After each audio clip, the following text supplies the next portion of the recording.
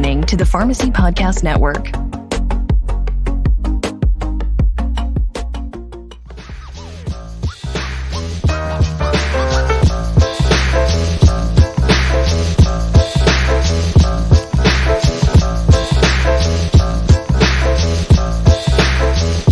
Ever since COVID, what we know to be the norm is rapidly changing. In order to adapt to this, your business must adjust and transform accordingly.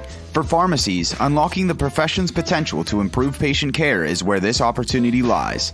Today's product-focused role of the pharmacist calls for the industry to move toward clinical services. The focus will be on prevention over treatment, and care will happen in the home or community. As accessible and trusted healthcare personnel, pharmacists can play a big role. Happier at Home harnesses this opportunity by showing the benefits of expanding your pharmacy into home care services and how this is a recipe for success. Innovation and growth will help community pharmacies to continue to exist and thrive in the future. Wow, I tell you, lots has changed in the pharmacy profession just in a very short 14, 15, 20 years if you've been here, and how things are accelerating to really empower and transform our profession. And inside that profession, one of the sweet spots for pharmacy, it's almost the litmus test for what works for patients and what might not, and in business changes and business growth is the realm of the community pharmacy owner, the independent community pharmacy owner. Pharmacy Podcast Network really prides itself in bringing together some of the subject matter expertise that's necessary to empower community pharmacy, and help community pharmacy owners and business models insert other things, whether that be pharmacogenomics testing or maybe using a specific supplement, talking about like organizations like Diversify RX to empower community pharmacies with new ideas.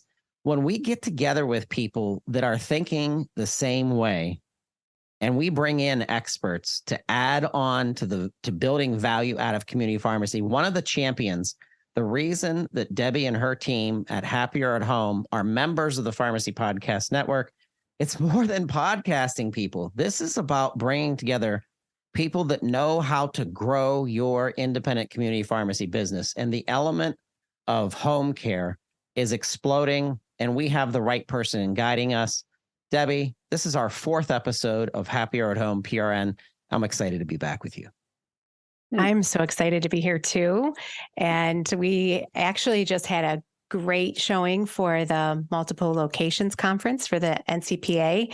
Made a lot of connections, and there's a lot of buzz about home care and expanding into home-based services.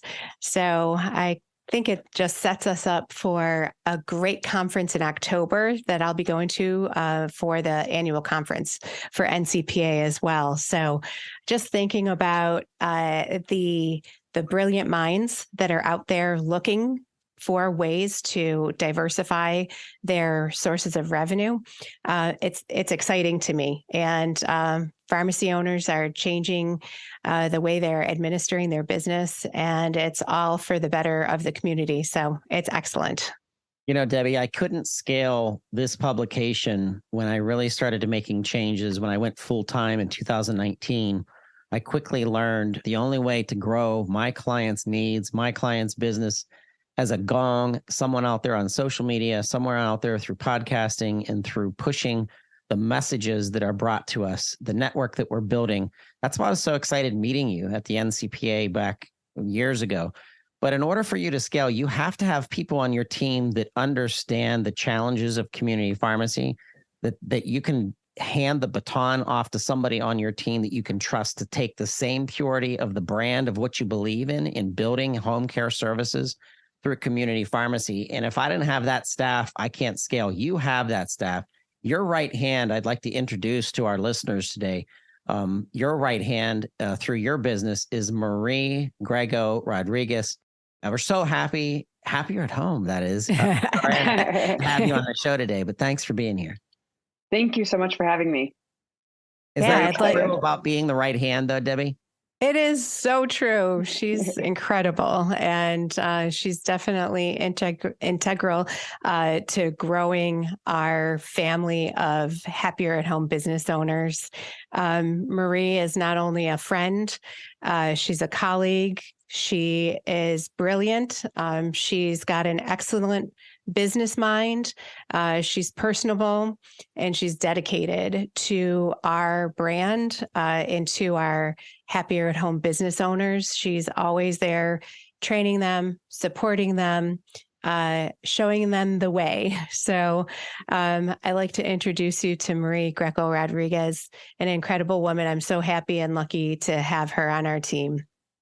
Thank you so much. Thank you. I'm honored to be here. Marie, you are the VP of Training and Field Operations for Happier at Home. Can you describe to the listeners what you do?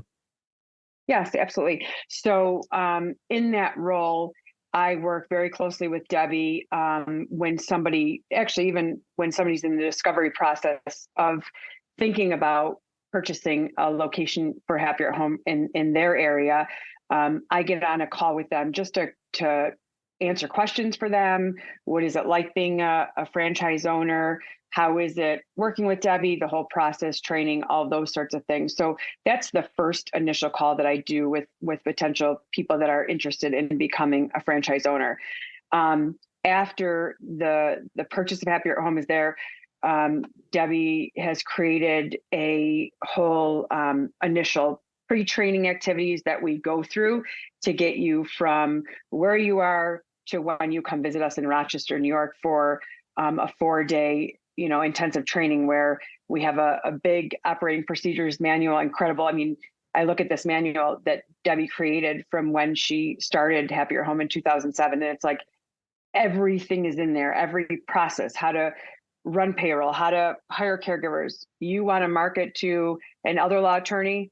We have a PowerPoint presentation for that. We have an email how to address that group. So in training, when folks come to Rochester, we go through the whole operating procedures manual, and we do role playing and just everything that you need to know. So when you leave Rochester, you're ready to hit the ground running.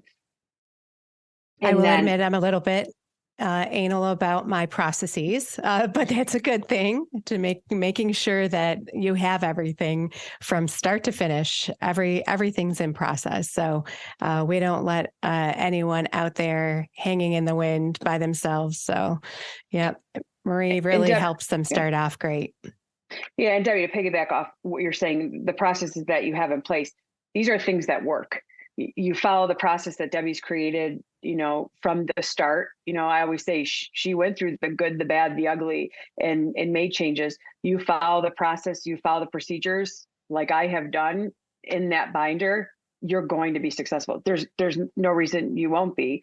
So really making sure that you follow that. Don't try to steer away or try different things. We always like to hear new ideas and entertain those. And if it's something that would build the brand and build the business, absolutely, we implement those. But making sure that you're having those conversations, and then I always like to add, after training, when people go back to their locations, always on the phone with them at least once or twice a week. How are things going? What are you struggling with? Because what we're doing too is then we're prepping for our next step, which would be about 6 to 8 weeks later when Debbie and I travel together to do a field visit, which is exciting for us. It's exciting for them. We do ribbon cutting, marketing, whatever the location needs. Yeah. And I do have to clarify, Marie started out as a franchisee. So she's also a business owner of Happier at Home. She owns one of the territories in Rochester, New York. And actually, that's a way to demonstrate that you can have an active full business and be a passive owner of Happier at Home, which the majority, all of our community pharmacy owners that are also Happier at Home business owners are. So I just wanted to clarify that. And, kind of going back to the beginning, Marie, when you were considering starting a Happier at Home business, what are some of the factors that you considered in that decision to move forward? Yeah, that's a great question. So I wanted to build a business for myself and wanted to increase the quality of care in our community, kind of a similar story to Debbie. Unfortunately, lost my mom at a very young age, and seeing the assistance and the help that my dad was getting was just not quality. And so really just had that passion to say, you know what, like it's constantly somebody different, or they're not showing up. My dad has to retrain and those things. And then being able to have that quality help in the home for him to be able to just get out for a little bit. And then when my brother and our spouses were visiting, we were able to really visit and had, her final months with her, spending that time with her, not like I'm cooking, my sister-in-law is doing laundry, my brother's cutting the grass. We were able to spend that. So I wanted to make sure that I gave people those last days, or even just care in the home. I love being creative, and I wanted to be able to do that, having my own business. And I really love being an expert in the field and in our community. So it was just great, increasing the quality of care, wanting the independence to earn money financially and not have the health insurance aspect of it. So, Right. It's been great. Excellent. Very good. I know you've done very well. And, I think one of the things that people start worrying about, especially our pharmacy owners being so busy with the day-to-day and changes and maybe new programs that they're developing, is that they become hesitant because they feel that it's going to take too much time, or they're going to be stuck in the office and dealing with the day-to-day of growing Happier at Home. With your Happier at Home business, your franchise, do you feel that way? Are you stuck in an office running your business day to day? And I know that's somewhat of a leading question because you are my vice president. So I know that you need to have time to do other things, but so are you kind of feeling like you're tied down in an office because of Happier at Home? No, not at all. So in my location, I am a passive owner. So, I have a full-time business support manager who's running the day-to-day and the operations. My role is overseeing management and administrative staff. And I also just recently am doing well enough to be able to hire a part-time individual as well that's going to be assisting Donna, my business support manager, in the day-to-day. So my focus is the responsibility for the strategy for my growth in my business, and making sure that we have that and to continue growing. Excellent. I have a question. I'm wondering, as a pharmacy owner, as you were saying, and you assign someone to learn the processes that Marie, that you're going to be teaching them. It's almost like train the trainer.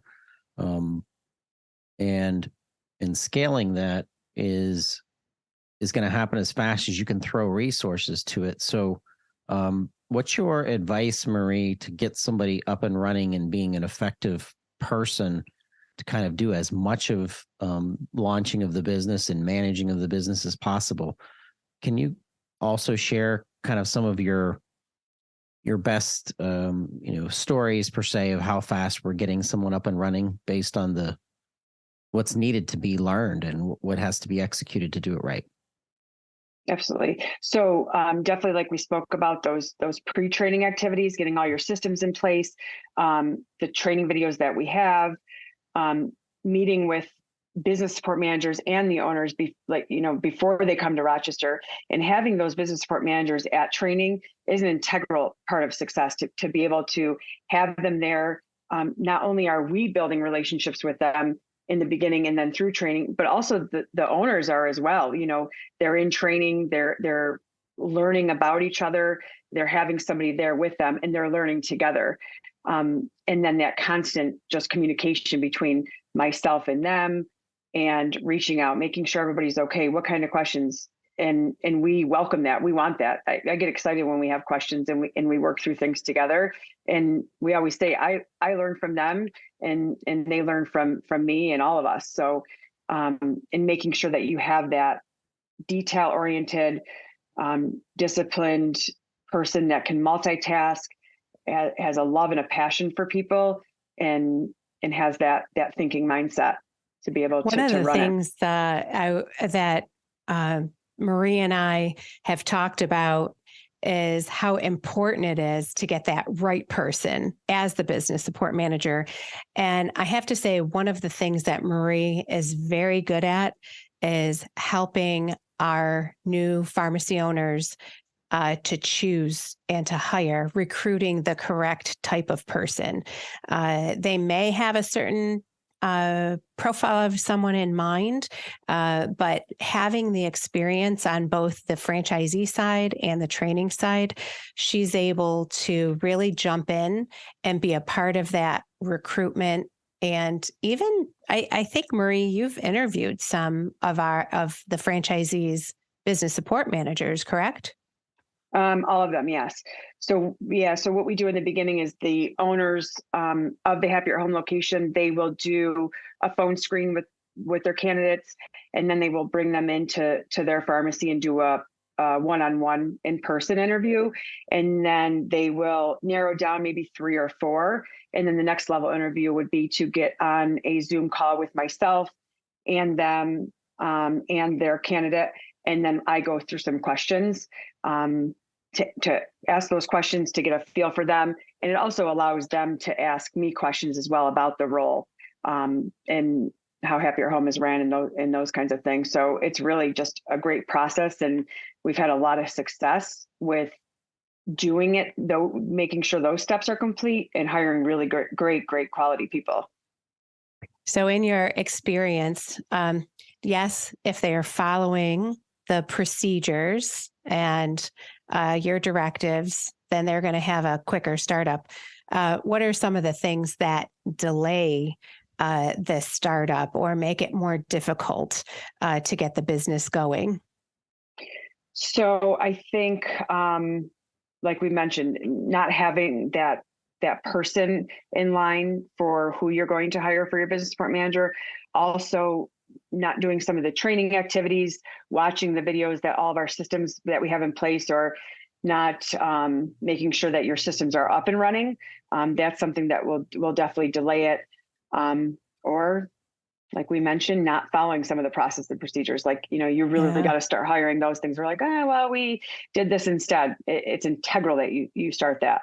So again, can't say it enough, just following the process and having the operating procedures binder, which is big, that Debbie created, with you at all times. I look at mine still. I'm, almost, into my 4th year. I always have it. It's right next to me at my desk. Hey, Debbie, I have a quick question. I'm wondering, does it help to hire someone that's your business support manager that is an LPN or an RN? Does that help? It really depends on the state. So different states some have licensure, some don't have licensure, but of those that are licensed states, they may have different requirements for your business support manager, and they may be called a different name of that job position. Sometimes you can hire a RN on a per diem basis if licensure requires it, but it does not need to be a nurse.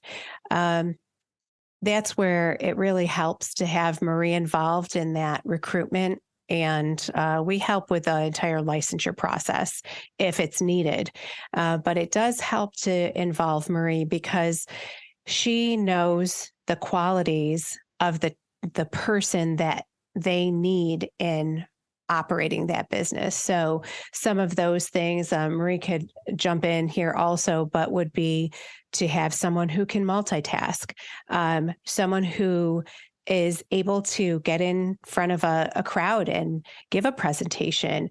Certainly people who have been through things similar to what Marie and I have been through with our mothers being ill at a young age, because they have that passion to help people. And when you have inquiry calls coming in for a new business, that comes across when that person can be empathetic to that situation.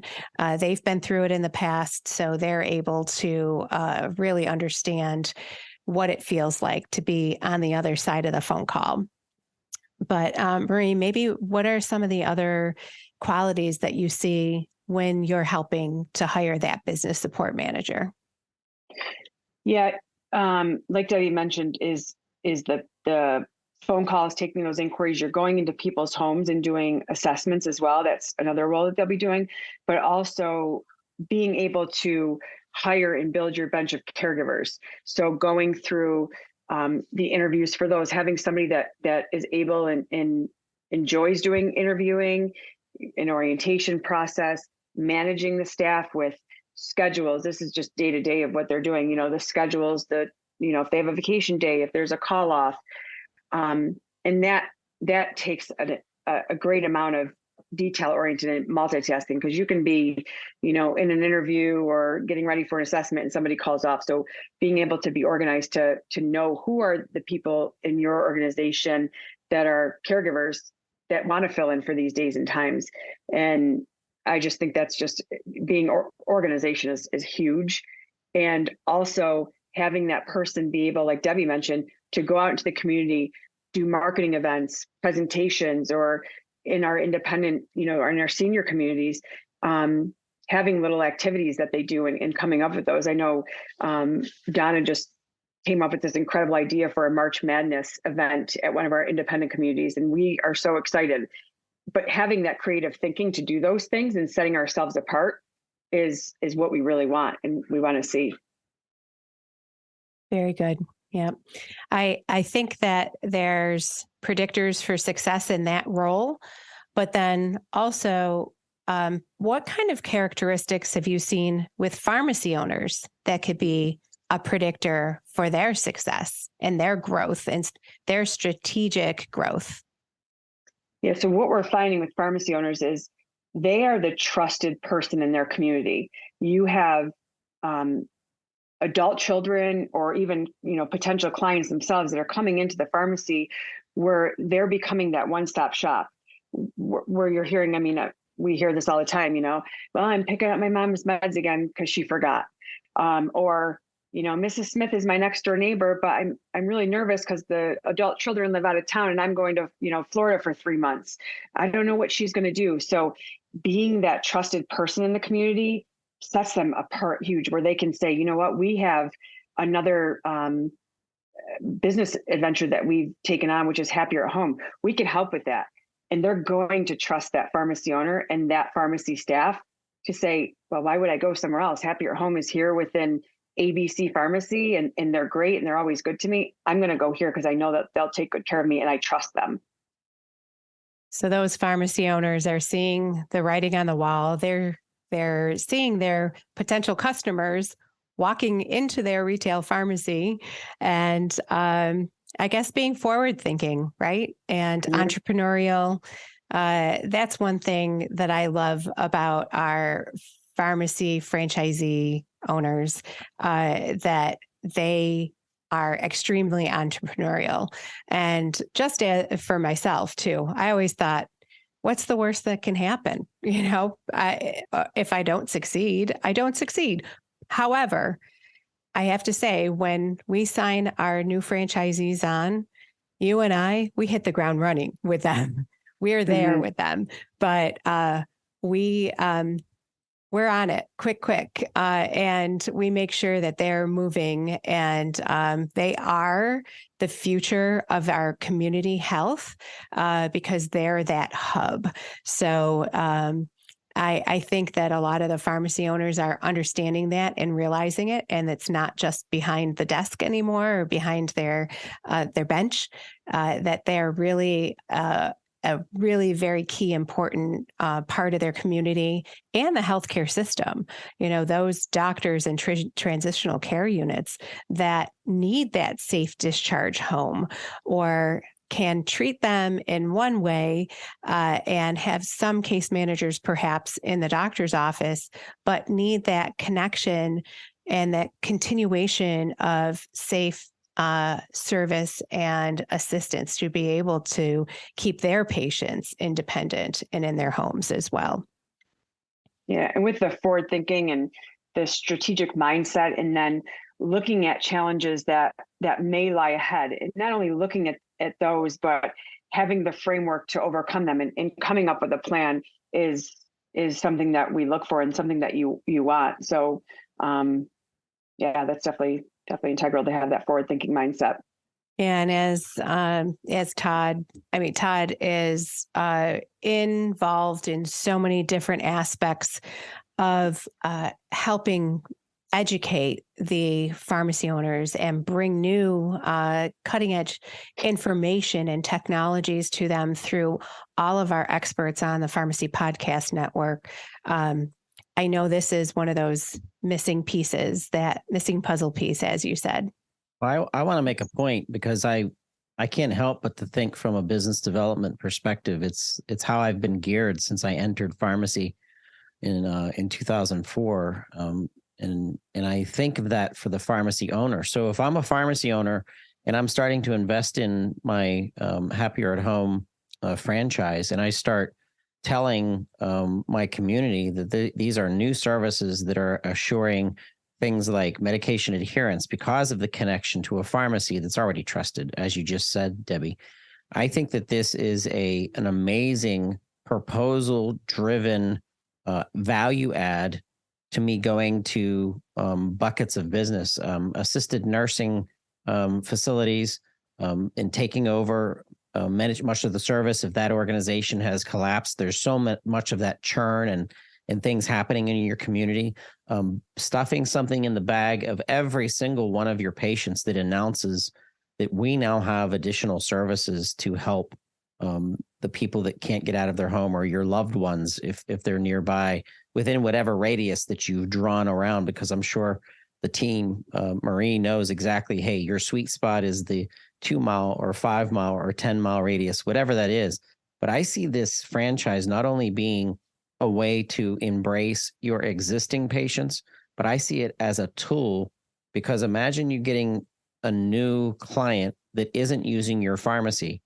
And now you say, hey, in order to perfect this whole system, we're going to be doing a prescription transfer from, Walmart pharmacy, for example, to a community pharmacy, and saying, we're doing this on purpose because it will help us with better control, medication adherence, as well as some of that strip packaging that makes it easier to take dosing with our friends over at RxSafe. Like, there's this whole system that you have inserted yourself into, this ecosystem of pharmacy care and pharmacy services that extend way beyond just medication management. Right. And it is a way for the pharmacy owners to increase their revenue through their pharmacy as well, not only by earning private pay or out-of-pocket revenue through the services you would provide with Happier at Home, but what we've seen is our community pharmacy owners increasing through Happier at Home, the home delivery, immunization programs, things that they could do for people that are homebound. So it is very exciting in so many different ways that they're able to really help the community. And, I'll tell you, Marie and I, when we go to our new franchisees' grand opening and have a ribbon cutting, usually they have the Chamber of Commerce for each of those towns come in and run that for them. But they are bringing in a whole community, literally the business community, right into their retail pharmacy, having their ribbon cutting there. So increasing awareness for the services you provide there. And it's really exciting because so many of the ribbon cuttings that we've been to, we see how the community needs it, and they need to have that trusted source. So I love being able. It's just exhilarating to see the value that they're bringing to those patients in their community, to the community itself, really helping to enrich people's lives. Absolutely. Yeah. Marie, when I think of what you see as the best foot forward when you get started with a new franchise, what kind of advice and suggestions do you have for community pharmacy owners who are listening in today? My advice would be to definitely explore the option to be able to get into the community in another branch of business like Happier at Home. Make sure that you are asking all those questions, having conversations with Debbie, asking to speak to somebody or other, we even have pharmacy owners that speak to potential franchises that are in the discovery process, asking those questions, getting on a call with them to just hear what they have to say, how they thought the process went, and make sure that you're just doing your research. And really, I just think this is just a great opportunity for pharmacy owners to just have another form of business for everybody in their community. Look at our websites, our social media. We have everything on there. Just it's been incredible. It's I nice always to say, have. I'm always like, oh, I wish we had a pharmacy, because you can, we talk about you can recruit for your clients, you can market within your pharmacy, but a lot of our pharmacy locations, they find so many great caregivers to work for them. We're, like, oh, my daughter's home from college, or I'm a new stay-at-home mom. I'd love to be able to pick my hours. So not only can you build your business with your clients, but also your caregiving staff. It's incredible. Work so well together, hand It in does. hand. Yep. It is Think of very exciting. being embedded in the community, wanting what's best for your community. This is just another way of providing, employee opportunities and extending your team and extending your reputation. Mhm. It's also, you and I have talked about this before, Debbie, but imagine approaching a source or a payer that it wants to contract with a community pharmacy in comparison to possibly outsourcing that business to one of the big chains or one of the big PBMs.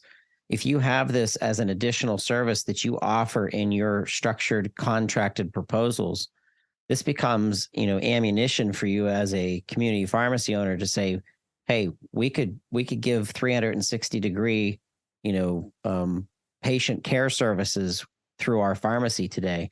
There's no reason to outsource this to a non-community organization or someone that's part of the community, where the dollars that are coming into that community are literally going right back into the community in the form of investment into new employees and rinse and repeat, because you also have pharmacy owners who are looking at the next territory that they'd like to expand into, which can go along with how many pharmacies they have, which we said, you just returned from the NCPA multi-site conference, and all of those pharmacy owners have multiple territories with multiple community pharmacies.